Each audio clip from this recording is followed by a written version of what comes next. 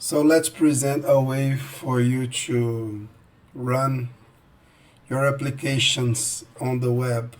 It is called Streamlit.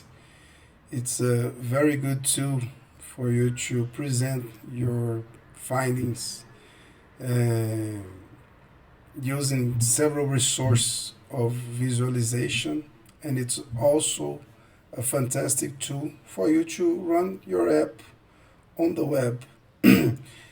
Since we're not using a notebook, we're actually using a .pi file. We're not going to use Google Colab. For you to run a Streamlit project, you will need to have a GitHub account. You also need to have a Streamlit account. And now let me present to you the how you do that.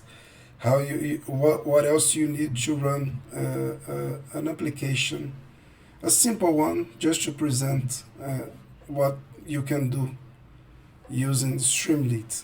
First of all, for you to run your application, you will need a requirements.txt file, and which will have a list of the libraries that you're going to use.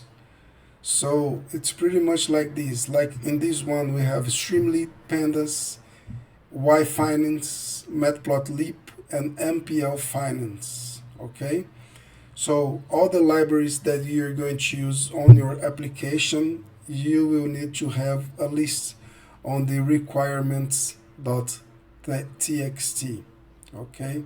And this file must be on the same folder that your application will be. So now let's go to the application itself. This is the application. As I told you before, this is not a Jupyter notebook. This is a file.py. So first of all, let's get into the code. First of all, you're going to import the libraries. Okay, right over here. Then we're going to set the configuration of the page on Streamlit. Okay. And this project is quite a simple one. We're going just to present a candlestick plot, and then we're going to present the whole data frame below it. Okay. First of all, you're going to, we have a function here to download the data, and it's going to establish the stock symbol and the start date. Okay. Then we're going to plot that date. Before we are doing several, we're creating several columns using that data as well, like volatility, returns, and several other ones.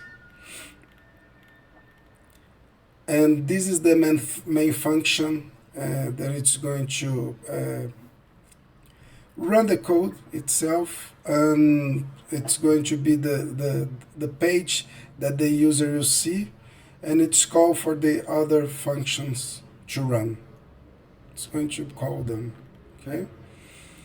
And then that's it. This is the Streamlit page that you're going to input the links of your application, where you're going to make the connection between GitHub and Streamlit. And this is the application that I presented to you on GitHub. Okay, so as you can see, it's published on the web. And now let's see it right over here. Anyone that types this URL on a navigator, it's going to see this page right over here. So first of all, we are going to type in the stock symbol. Let's say Amazon. Okay. Now we're going to set the start date. And now let's see what it's called. As you can see here, we have the chart. Okay, it's candlestick chart, and we have all the other information that we create it on the data frame, and right here below we have the data frame itself. So you can see it's a quite large one. And that's it. That's just a simple example of what you can do using Streamlit. So enjoy it, explore it, and I hope you can do some nice projects here.